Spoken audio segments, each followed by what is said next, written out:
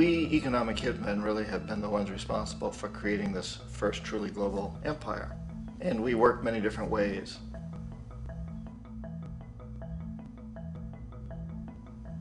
But perhaps the most common is that we will identify a country that has resources our corporations covet, like oil, and then arrange a huge loan to that country from the World Bank or one of its sister organizations.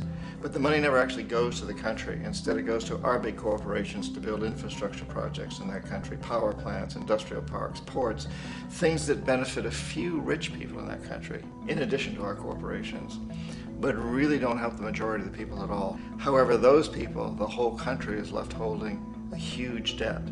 It's such a big debt they can't repay it, and that's part of the plan, that they can't repay it. And so at some point, we economic hitmen go back to them and say, listen, you owe us a lot of money, can't pay your debts, so sell your oil real cheap to our oil companies. Allow us to build a military base in your country, or send troops in support of ours to someplace in the world like Iraq, or vote with us on the next UN vote.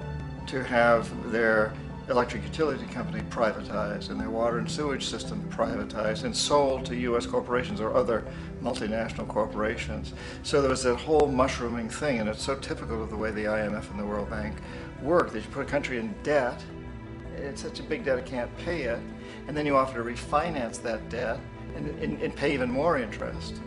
And you demand this quid pro quo, which you call a conditionality or good governance, which means basically that they've got to sell off their resources, including